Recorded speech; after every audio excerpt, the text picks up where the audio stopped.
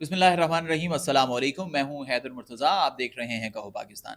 नाज़रीन, आप जानते हैं कि पाकिस्तान में इस वक्त सैलाब की तबाहकारियां जारी हैं और पंजाब में तबाही और बर्बादी के बाद अब ये सिलसिला जो है वो पाकिस्तान के दूसरे सूबे सिंध की जानिब बढ़ रहा है।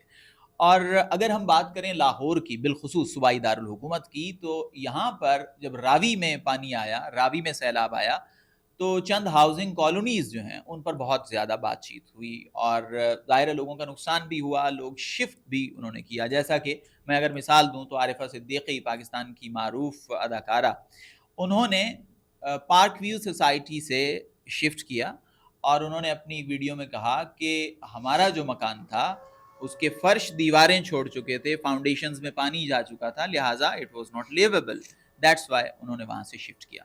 आज हम जो पॉडकास्ट कर रहे हैं इसमें हम बात करेंगे स्पेसिफिकली इसी हवाले से कि ये जो लाहौर की हाउसिंग कॉलोनीज थी या दीगर पंजाब के दीगर इलाके जहां पर सैलाब का पानी गया है, क्या हमारे यहाँ इस लेवल की कंस्ट्रक्शन होती है कि इतने दिनों तक सैलाब का पानी इन घरों में रहा है, तो क्या उसके बाद ये मकानात रहने के काबिल हैं या फिर नहीं। इसके साथ साथ कुछ दीगर एस्पेक्ट्स हैं, दीगर पहलू हैं, उन पर भी हम बात करेंगे।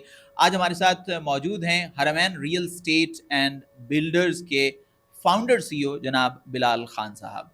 अस्सलाम वालेकुम बिलाल साहब। वालेकुम सलाम। सबसे पहले आपका बेहद शुक्रिया, आपने वक्त दिया और स्टूडियो तशरीफ़ लाए। मेरा पहला सवाल आपसे ये है कि जैसा कि मैंने इब्तदाइये में ज़िक्र किया और कुछ एक हवाला भी दिया, तो आप फरमाएं कि हमारे यहाँ जो कंस्ट्रक्शन होती है जनरली, अगर हम लाहौर की सतह की बात करें, ज़ाहिर है वो housing society to housing society vary करती होगी, लेकिन जनरली आप समझते हैं कि इस लेवल की कंस्ट्रक्शन होती है हमारी सोसाइटीज़ में कि अगर दिनों तक वहाँ पर पानी खड़ा रहे, जैसे हम लाहौर की रावी फ्लड की बात करते हैं, तो उसके बाद वो मकानात रहने के काबिल होंगे? थैंक यू सो मच, बहुत शुक्रिया हैदर भाई आपका आपका इनवाइट करने का। और अच्छी बात है, इस टॉपिक पे बात होनी चाहिए क्योंकि आजकल सोशल मीडिया का प्लेटफॉर्म इस तरह है कि वो सबसे आसान तरीका है किसी की भी तरबियत करने का या किसी की भी बिल्कुल। एजुकेशन करने का। हमारे पास क्योंकि ना यहाँ पर जो जो लैंड की जो पावर है ना वो बहुत अच्छी है। मतलब ये स्लाइडिंग एरिया नहीं है, दलदली एरिया नहीं है, सीपेजेस वाला ये एरिया प्लेन नहीं है, एरियाज हैं। प्लेन एरिया है। और ये हज़ारों सालों से प्लेन एरिया ही है। मतलब ऐसा नहीं है कि इस यहाँ पहले कोई रेगिस्तान था या कोई दरिया था। तो लाहौर जो बेसिक लाहौर है उसके एरिया की जो लैंड पावर है वो बहुत अच्छी है। ठीक है। तो सेकेंडली हमारे तरफ यहाँ पाकिस्तान में भी घर बनते जो है ना वो ब्रिक से बनते हैं और सीमेंट से बनते हैं और स्टील से बनते हैं। मतलब एज कम्पेयर टू कराची, क्योंकि कराची में ये ब्रिक यूज़ नहीं ब्रिक होती। यूज़ नहीं होती, वहाँ पर कंक्रीट यूज़ होती है। ठीक है। और फिर वहाँ पर इलाका भी सेम ज़्यादा इलाका है। फिर वहाँ पर जो पानी की जो जो पानी आता है ज़्यादातर, जो अगर अगर समंदर का पानी फॉर एग्जांपल आता है या नीचे का पानी आता है ज़मीन का, वो नमकियात नमकियात वाला पानी होता है। ठीक। तो हमारी जो कंस्ट्रक्शन की जो क्वालिटी है ना, वो चाहे एक आम बंदा भी घर बना रहा है ना तो वो कदरे बेहतर घर ही है। जो अगर नेचुरल जो जो नेचुरल स्ट्रक्चर है जो ज़मीन प्रॉपर का। तरीका है ना, एक जो आप, क्योंकि वही तरीका है सबसे लोएस्ट प्राइस वाला, उससे लोएस्ट और कुछ है नहीं, वरना वो ये भी कर लेते। लेकिन अगर आप प्रॉपर बुनियादें निकाल के और ब्रिक्स के साथ आप चिनाई करके और फिर सिंपल जो स्लैब हम कहते हैं टेक्निकल लैंग्वेज में वैसे लेंटर कहते हैं, तो उस तरह घर बने में उसको होता कुछ भी नहीं है। ठीक है। सही। हाँ, देखो उसके ऊपर जो मेकअप हुआ होता है, जिस तरह का पेंट वर्क है, वुड वर्क है, उसको डैमेज हो सकता है, फर्नीचर डैमेज हो सकता है। लेकिन वो जो एक स्ट्रक्चर है, जो जो स्ट्रक्चर है ना, बेसिक जो स्ट्रक्चर है। बेसिक स्ट्रक्चर है, उसको कोई इतना खास फर्क नहीं पड़ सकता कि अगर वो 2-3 दिन पानी में रहा है, अब पानी निकल गया है तो उसको बिल्डिंग में कुछ नहीं होगा। हाँ, अब देखो इस तरह ये रावी के इर्द गिर्द एरियाज है ना, अब हम जहाँ पर भी घर बनाते हैं ना तो वहाँ पर सबसे पहले उसका सोइल टेस्ट कराते हैं। लेकिन जिस ठीक। तरह बड़ी हाउसिंग सोसाइटीज़ है, बहरिया टाउन है, ये पार्क व्यू सिटी है, उसके बाद ब्लू वर्ड सिटी हो गई, इस तरह की जितनी बड़ी सोसाइटीज़ है, DHA है, इसमें जब आप घर की कंस्ट्रक्शन शुरू करते हैं ना तो उसमें आपको सोइल टेस्ट कराना ज़रूरी होता है। Soil test yes. में बोर होता है, मिट्टी के डिफरेंट लेवल्स के ऊपर ना, आपकी ज़मीन के लेवल्स के ऊपर आपका मिट्टी के सैंपल निकलते हैं, उसके टेस्ट होते हैं। तो वहाँ पर पता चलता है कि इसका वाटर लेवल क्या है, उसकी स्ट्रेंथ क्या है। ठीक है। उस लिहाज से फिर स्ट्रक्चर इंजीनियर डिज़ाइन करते हैं। और मज़े की बात ये कि यहाँ पर जितनी बड़ी सोसाइटीज़ हैं, जिस तरह ये DHA है, सेंटर पार्क है, उसके बाद ये लेक सिटी है, पार्क व्यू सिटी है, इन सब के अंदर जो है ना बिल्डिंग डिपार्टमेंट जो है ना उनके अप्रूवल से ही घर बनता है। ठीक। मतलब ऐसा नहीं है कि जिसका दिल करे तो ईंट, सिंगल ईंट की दीवार बना दी, नोच की दीवार बना दी, नहीं।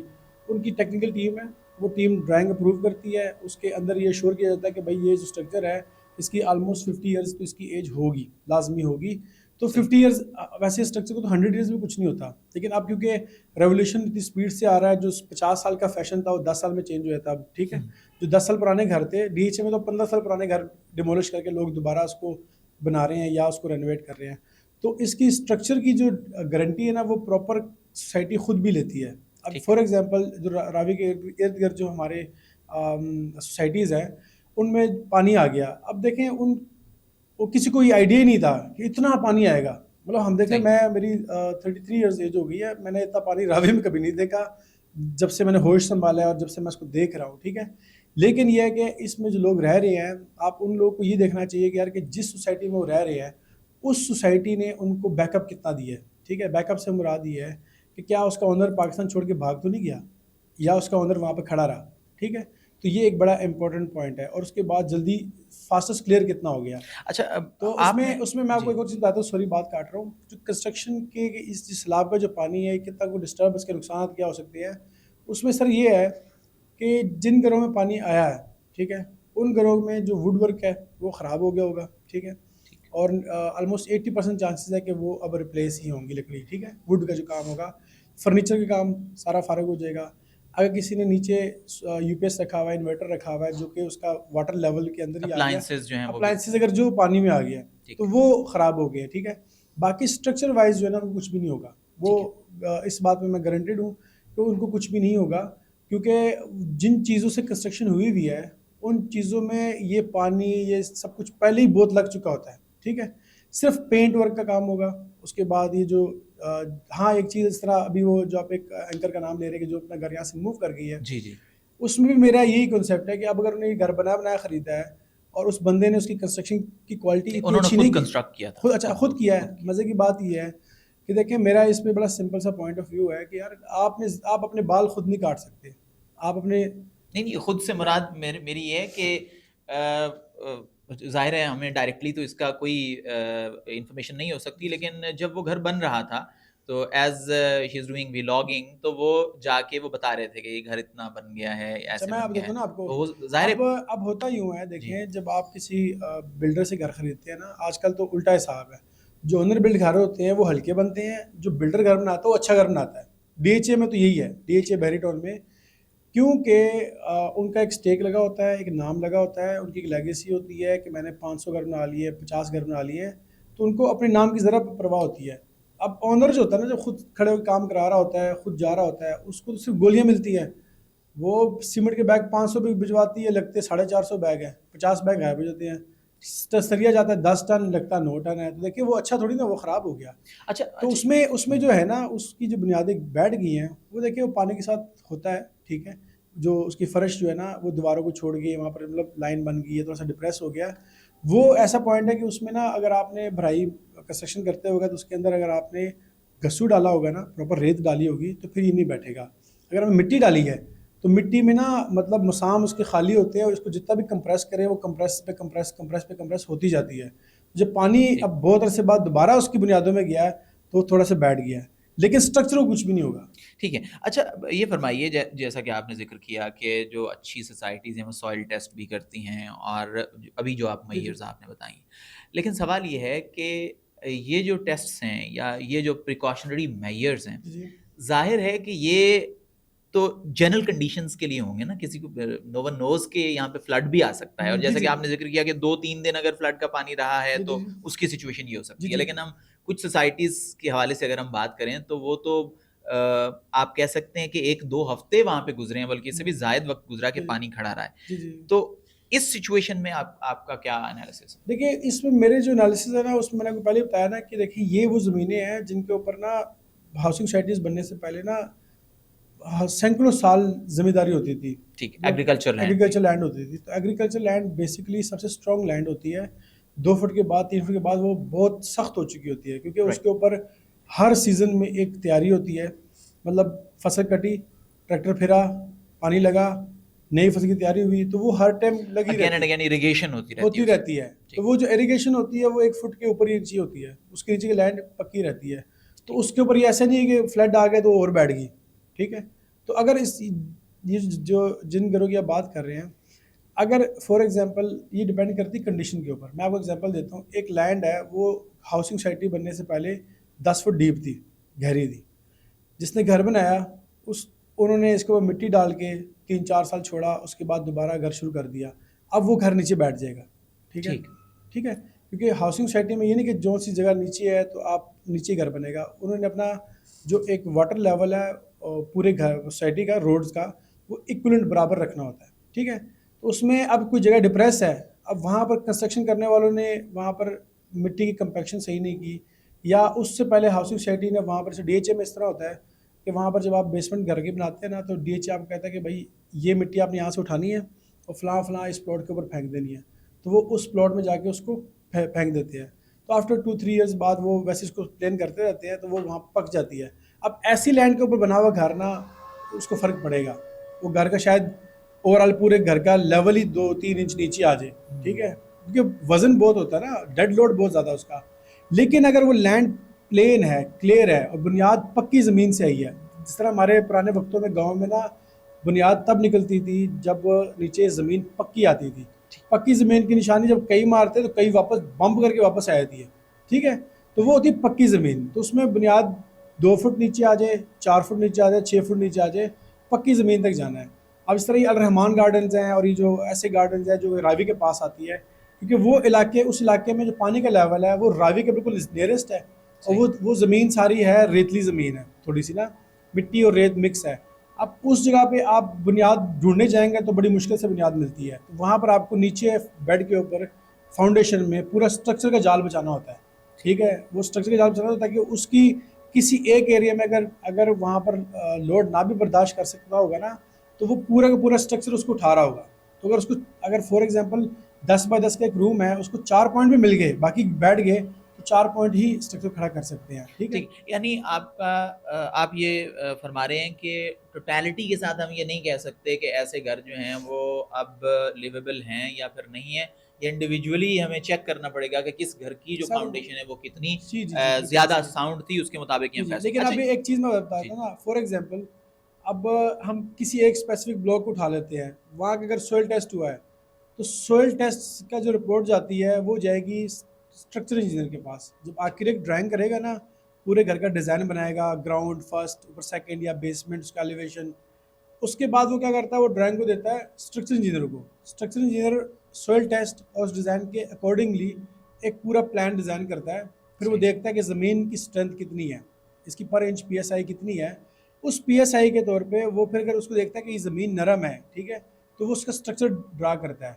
तो अगर वहाँ पर इन सोसाइटीज़ में सॉइल टेस्ट के साथ स्ट्रक्चर इंजीनियर ने डिज़ाइन किया हुआ है, तो फिर इसे कुछ भी नहीं होगा। ठीक है। हाँ अच्छा, ये फ़रमाइए कि ये तो आपने काफ़ी एक ऑर्गनाइज़्ड सिस्टम जो है वो बताया है कि प्रॉपर सॉइल टेस्ट होगा, फिर डिपार्टमेंट के पास वो सैंपल जाएगा वगैरह-वगैरह। लेकिन सवाल ये है कि अगर इतनी ही मॉनिटरिंग होती है, तो फिर ऐसी सोसाइटीज़ जो कि रावी के बिल्कुल किनारे से कोई हाफ़ अ माइल डिस्टेंस पर हैं, हाँ। तो अगर मॉनिटरिंग इतनी ज़्यादा होती है और इतना ऑर्गनाइज़्ड सिस्टम है, तो ये इतना करीब बन कैसे गईं? ये समझ में देखिए आने मैं वाली बात नहीं आपको है। बताऊँ, ये तो बहुत दूर है अभी भी। आपको अच्छा। मैं अभी अगली बता देता हूँ कि रावी दरिया के बिल्कुल एज के ऊपर ही ट्रैक्स बनेंगे, बिल्कुल एज के ऊपर ही वो तो हाईरेस्ट बनेंगे, बिल्डिंग्स बनेंगी। एक्जिस्टिंग सिचुएशन की सर बात कर मैं रहे हैं। इसलिए कह रहा हूँ, ये जी। पानी देखें, दुबई का, दुबई पूरा पानी में खड़ा हुआ है। जो 7 स्टार होटल है वो पानी के अंदर ही बना हुआ है। जो ठीक। जबल अली है, पाम जुमेरा है, वो ज़मीन की समंदर की रेत निकाल के डंप करके उसके ऊपर पूरी कॉलोनी बनी हुई है। पानी पानी को चाहिए होता है एक सेफ एग्जिट। ठीक है। पानी जितना मर्जी हो, कुछ भी नहीं होता। देखिए ना, इतनी ज़रा बारिश होती है, छत के ऊपर लोगों के 2-2 3 फुट पानी भी खड़ा हो जाता है, लेकिन उस पानी को निकलने के सिर्फ 4 इंच का होल चाहिए बस। आपका 4 इंच का होल हो और वो प्रॉपर साफ़ हो, नीट हो, तो पानी किसी को कुछ नहीं कहता। इंशाल्लाह ताला मैं आपको थोड़ा बता देता हूँ कि ये प्रोजेक्ट बड़ा अहम प्रोजेक्ट है। उसका लाहौर के लोगों को बहुत फ़ायदा होना है, लाहौर के लोगों की ज़िंदगी बहुत बेहतर हो जाएगी। देखें, जो पानी का लेवल है लाहौर के अंदर, उसका जो जो वाटर लेवल है वो बहुत नीचे जा चुका हुआ है। मतलब अब लोग ना 300 फुट पे बोर कर रहे हैं, ठीक है, कई जगह पे 600 फुट पे बोर हो रहा है। तो ये जो रूडा का प्रोजेक्ट है, देखिए इससे मसला है, शुक्र है वो वाला मसला नहीं हुआ जिस तरह के ये पड़ा चिनार में हुआ और बाकी जो मंगोरा में हुआ है, उस तरह वाला हिसाब नहीं हुआ उसमें कि ठीक। वहाँ पर बहुत ज़्यादा डेथ्स हुई हैं। यहाँ पर एटलीस्ट लोग 98% जानी नुकसान जानी जो है नुकसान कम हुआ हुआ है। लेकिन आप देखें कि हम है वो कंट्री जहाँ पर हम सर्वाइव कर रहे हैं। हमारे मुल्क की अगर एज देखें तो 75-76 साल है। इन छोटे-छोटे एक्सपेरिमेंट्स में ही मुल्क ग्रो भी करता है। अब ये इस दफ़ा फ्लड आया है, ठीक। अब देखें हमारा हम कितना इसको एक्टिवली इसको कवर करते हैं, ये हमारी ज़िम्मेदारी है।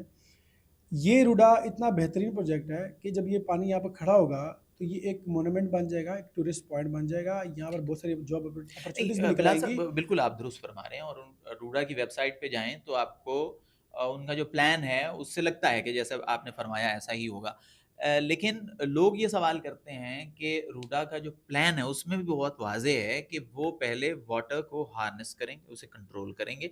एक ऐसा चैनल बनाएँगे कि वो पानी जो है जैसा कि आपने ज़िक्र किया वो पीसफुली चलता रहे, चलता रहेगा, वो जी। जो मज़ाफ़ात हैं उसको नुकसान ना हाँ पहुँचाए। जी, लेकिन लोग ये सवाल करते हैं कि अभी तक जब वो हार्नेस ही नहीं हुआ तो आपने इतनी इन्वेस्टमेंट क्यों कर दी? सही उसकी बात है। हार्नेसिंग के बाद आपको ये करना चाहिए। तो इस बात में कितना वज़न है? ये सवाल देखिए कितना जस्टिफाइड है? ये बात बिल्कुल सही पॉइंट है, गुड पॉइंट है। रूडा लेकिन हमारा यूँ है ना कि देखें कि अब एक बंदे ने कुछ करना है, ठीक है? तो उसने तो ये नहीं वेट करना कि मुझे उस बंदे ने ये सारा सामान प्रोवाइड करना है, तो उस बंदे ने वो वाला काम करना है। ठीक है, अब ये जो हाउसिंग सोसाइटीज़ हैं, उनके बहुत बड़े एक्सपेंसेस होते हैं। आपको मैं मज़े की बात बताऊँ, एक हाउसिंग सोसाइटी का ओनर है जो कि पाकिस्तान की लैंड वाइज़ सेकंड बड़ी कंपनी का ओनर है, वो ये कहता है कि हाउसिंग सोसाइटी को इनॉग्रेट करना, बनाना ये आसान है, चलाना ज़रा मुश्किल है, ठीक सही। है? तो सोसाइटी तो अपनी रफ़्तार नहीं रोकता, वो चल रहा होता है, ठीक है? लेकिन अगेन वहाँ पर आता है कि यार हुडा, एलडीए इनकी ये इनकी गलती है कि देखिए मुझे तो नहीं पता, मेरा तो काम सिर्फ़ ये है कि मैंने डेवलपमेंट करनी है। ठीक है, मुझे लैंड मिलती जाएगी, मैं डेवलपमेंट करता जाऊँगा। एनवायरमेंटली क्या हो रहा है, वो तो इस इनके जो साइंसदान बैठे हुए हैं, इंजीनियर्स बैठे हुए हैं, जो एलडीए में बैठे हैं, रुडा में बैठे हैं, उनका काम है कि भाई आपने इससे आगे नहीं जाना, आपने इससे आगे नहीं जाना, ठीक है? तो आप समझते हैं लैक ऑफ कोऑर्डिनेशन कहीं देख रहा रहे है? हैं वो तो देखिए आपको पता है गवर्नमेंट के इदारे होते हैं, उस लिहाज से रुडा तो खैर बहुत अच्छा काम कर रहा है, मैं उसकी बहुत फेवर में हूँ। अल्लाह ठीक ताला है, हमें ये देखना नसीब करे कि हम इस पूरे प्रोजेक्ट को बनता हुआ देखें। बड़ा अच्छा प्रोजेक्ट है, लेकिन देखें अब वो टाइम है कि ओवर द नाइट ही सब कुछ होता है। आपको करना पड़ेगा, आपको फास्टेस्ट करना पड़ेगा। इनका प्लान था, इनको अगर इन्होंने इसको चैनल को सीधा भी करना था, तो बेशक कुछ भी ना करते, आप इसको स्टार्टिंगली आप जिस तरह आपको पता है पाकिस्तान में जो डैम्स हैं, वो मिट्टी से ही बने हुए डैम हैं। मतलब उसकी जो बाउंड्री वॉल्स है ना, सिर्फ जहाँ पर डैम का सिस्टम लगा होता है वो कंक्रीट है, बाकी सारा जो मटेरियल है ना वो वहीं के लोकली मटेरियल को उठा के उसके सारे किनारे बनाए गए हैं। और ये इस तरह ये सही। दुनिया में रिकॉर्ड भी है कल, ठीक है? अब और कुछ भी ना करते रूडा, बाकी जो सिविल स्ट्रक्चर्स है, आरसीसी के स्ट्रक्चर्स है, वो बेशक बाद में बनाते, एटलीस्ट यहाँ पर इसको कवर कर लेते। अब देखें ना, सोसाइटी ओनर का तो ये काम ही नहीं है कि यार वो इधर इधर, क्योंकि वो ऑलरेडी बड़े पेमेंट जमा करा चुका हुआ है। और देखिए मेरी बात सुने, मैंने आपको कहना है कि यार आप आए, मैं आपको प्लॉट देता हूँ रावी के पास, तो आप घर बना लो और मैं रावी किनारे पे ले जाऊँ, आप वहाँ लगाएंगे करोड़ों पे? आपको कोई पागल तो नहीं हूँ मैं भाई, पानी आना है ज़ाहिर है। तो मैं ऐसे कैसे कंट्रोल करूँगा? लेकिन जब आपको मुल्क का प्राइम मिनिस्टर कह दे या आपको सीएम कह दे, ठीक है कि भाई आप यहाँ घर बनाओ, ये हम सारा इसको हम प्रोटेक्ट कंक्रीट करने करेंगे। लगे हैं, ठीक है, तो आप तो बना लोगे कमिटमेंट पे कि यार एक प्राइम मिनिस्टर ने, एक इदारे ने मुझे कह दिया है, ठीक है? अब अगर हम ये पार्क व्यू सिटी की बात कर ले, पागल थोड़ी ना है, उनका ये DHA phase 8 x park view इतना खूबसूरत प्लान है, आप जाके देखिए उसका एवेन्यू, ऐसा एवेन्यू पूरे डीएचए का भी नहीं है, किसी भी डीएचए का नहीं है, जो उसका मेन एंट्रेंस का एवेन्यू है, उसका विजन तो है ना। आप सही। इस्लामाबाद पार्क व्यू में जाएँ, आप उसका जो डाउनटाउन है देखें, बंदा हैरान रह जाता है 2 मिनट के लिए कि यार ये पाकिस्तान है। हालाँकि मेरे शदीद इख्तिलाफ़ात हो सकते हैं, लेकिन एक जो अच्छा काम है, न्यूट्रल जो ओपिनियन आप मेरा देते हैं। जो मेरे मेरी जो मेरे मुल्क के एनवायरनमेंट को, मेरे मुल्क को टूरिस्ट प्लेस बनाता है, तो वो मैं उसको अप्रिशिएट करूँगा, चाहे वो जो भी है, ठीक है? तो हमारे लिए देखें कि उसका भी तो कह लो कि अकल रखता है, विज़न रखता है, उसको पता था कि ये बैराज उन्होंने बनाना है यहाँ पे, बंद बनाने हैं यहाँ पे। और यहाँ पर वैसे भी इस सोसाइ आपको मज़े की बात बताऊँ, इस सोसाइटी के और पीछे बिल्कुल रावी के किनारे के ऊपर प्लानिंग्स हैं, हाई राइज़ बिल्डिंग्स की प्लानिंग्स हैं। जी, जी, आपको बिल्कुल। वो प्लानिंग है, लेकिन उसमें टाइम लगना है, ठीक है? लेकिन ये एश्योरिटी, ये सब कुछ जो है ना, वो रूडा, एलडीए और ये जो गवर्नमेंट के इदारे इन्होंने दिए हुए हैं, जो आज सारे खुद उठ के बोल ठीक है, रहे हैं। ठीक है। अच्छा बिलाल साहब ये फ़रमाएँ कि रूडा ने रिसेंटली नेशनल टेलीविज़न्स के जो नुमाइंदे थे उनको बुलाया और उन्होंने कुछ साइट्स विज़िट करवाई हैं कि जहाँ पर उन्होंने वाटर को हार्नेस कर लिया है और कुछ एम्बैंकमेंट्स सही ऐसी बात है। बनाई हैं कि वो वहाँ से पानी जो है वो इधर-उधर मज़ाफ़ाती इलाकों को डिस्टर्ब नहीं करेगा। तो ये सर मैं आपको कौन से बताता इलाके हूँ हैं कि कि जहाँ पर ये हुआ? देखिए मैं आपको ये बता देता हूँ कि पानी जो ना कभी किसी को कुछ नहीं कहता, ठीक है। और साइफन से लेके इंडिया के जहाँ से पानी निकलता है रावी का, वहाँ से लेके हेडबल्लो की तक, इसके लेफ्ट हैंड एरिया को जब ये बन जाएगा तो कुछ भी नहीं होगा। ठीक। उस अगर सैलाब आएगा भी तो उसके पीछे इलाकों में आएगा। क्यों? कि ये इलाका डीप होगा, नीट होगा, क्लीन होगा, वहाँ से पानी जितना भी एंटर होगा उतनी स्पीड से बाहर निकल जाएगा। तो सही। ये लाहौर तो सेफ ही रहना है हेडबल्लो की तक। उसके ठीक। बाद जो है ना फिर आगे कितना इसको मेंटेन करते हैं वो तब की तब देखी जाएगी, ठीक है। लेकिन राइट नो जिस तरह मैंने आपको कहा है कि वो जो ट्रंचेस उन्होंने बनाई हुई हैं जहाँ से ये जहाँ पर जो फ्लड वगैरह आया तो वहाँ पर नुकसान नहीं हुए, वो इनको फ़ौरन कर देनी चाहिए थी। सही। वो फ़ौरन कर देनी चाहिए थी, क्योंकि देखो मैं ये नहीं कहता, देखिए जब ये सोसाइटी के अंदर पाक सिटी के अंदर मसला आया तो बड़े सारे लोगों ने नेगेटिविटी फैलाई भी, कुछ ऐसे लोग जो कि पॉलिटिशियंस थे उन्होंने भी बड़ी बातें की, ठीक है। लेकिन उस बंदे का कसूर कोई नहीं है इसमें, मैं इसको समझता हूँ उस बंदे का कसूर कोई नहीं है। अगर देखें इस फिरोजपुर रोड के ऊपर 2-3 सोसाइटीज़ बनी, गेट बने, इनागोरेशन हुई, पार्टीज़ हुई, सेलिब्रेशन हुई, लोगों ने अरब रुपए इन्वेस्ट किए, वो इलाके दोनों ग्रीन लैंड में थे, सोसाइटीज़ बंद कर दी गई। मतलब गवर्नमेंट के पास पावर तो है ना, ये तो आप मानते हैं ना, ठीक है। तो गवर्नमेंट के पास जब पावर है तो गवर्नमेंट इस सोसाइटी को आगे जाने ही ना देती कि सर अभी आप रुक जाएं, आप ऑफ प्लान में बेचें, मैप में बेचें, ऑन रोड कुछ ना बेचें, ठीक है। पोजेशन ना दें, आप सड़कें बना लें, लेकिन घर अभी बना लें। लोग कहते हैं जिनकी आप बात कर रहे हैं कि वो खुद ही तो हुकूमत है। सर वो हुकूमत है, लेकिन देखिए मैं अब जब जो बंदा एक आम और उनकी आपको याद होगा कि उनकी जो सोसाइटी है उसका अप्रूवल रुका भी रहा जी जी साबका गवर्नमेंट में, और जैसे जी ही जी गवर्नमेंट चेंज हुई तो फिर उनको मेरे ख्याल रिसेंटली सर जो गवर्नमेंट आई है बिल्कुल 24 ऐसी में। ही है। तो जी। देखें इस मैं वही बता रहा हूँ ना कि गवर्नमेंट का काम है, ये गवर्नमेंट का काम है, एलडीए का काम है, रूडा का काम है। रूडा आपको आप बिलीव नहीं करेंगे, बहुत बड़ा इदारा है, बहुत बड़ा विजनरी इदारा है। ये उनका काम था कि भाई ये नहीं होना तो नहीं होना। देखिए ठीक। मैं आपको मजे की बात तो डिफेंस हाउसिंग अथॉरिटी मुझे 15 साल हो गए काम करते हुए। अगर एक काम इलीगल है ना, मैं कहता हूँ कि वो जितनी आर्मी का जितनी मर्जी बड़ी हाईएस्ट पोस्ट है उसका सही। बंदा आ जाए ना, वो काम अगर वो नहीं हो सकता तो नहीं होगा। ठीक। मतलब पूरे डिफेंस में अगर ग्राउंड प्लस फर्स्ट की इजाज़त है ना तो थर्ड कोई बना के दिखाए मुझे, कोई बना के दिखा दे यार। मैंने आज तक, क्योंकि वो सही। उधर उधर चाहे वो जितने मर्जी हाईएस्ट पोस्ट का बंदा हो, चाहे वो लेफ्टिनेंट जनरल हो, वो आगे से रिक्वेस्ट कि सर ये काम पॉसिबल नहीं है, ये हमारी पॉलिसी के खिलाफ है, हम नहीं कर सकते। वो सही। एक छोटे लेवल का बंदा भी उसको कह रहा होता है। तो यहाँ पर भी रूडा स्टैंड लेता कि भाई अभी आप इसको नहीं कर सकते, आप इधर स्टॉप कर ले, जहाँ ठीक बन है। गया बन गया। बिलाल साहब, मेरा आखिरी सवाल आप वो ज़िमनी सवाल है, आपकी गुफ्तगू से ही मैंने वो सवाल जो है वो मैंने चाहा कि आपसे पूछूं। आपने जिक्र किया कि लाहौर की जो कंस्ट्रक्शन साइट्स हैं वहाँ पर जो ज़मीन है वो चूँकि वहाँ पे एक अरसे तक एग्रीकल्चर होती रही है तो इस वजह से उसमें ये जो है वो खसूसियात हैं। तो एक ख़्याल ये भी है हमारे यहाँ कि एग्रीकल्चर लैंड जो है उसको सोसाइटीज़ इंगल्फ करती जा रही हैं। तो हम बीइंग एन एग्रीकल्चर कंट्री के हमारे हमारा इन्हिसार ज़राअत पर है, तो with the passage of time we are losing that agriculture land. तो आप क्या समझते हैं कि इस ये जो नज़रिया है इसमें कोई वज़न है?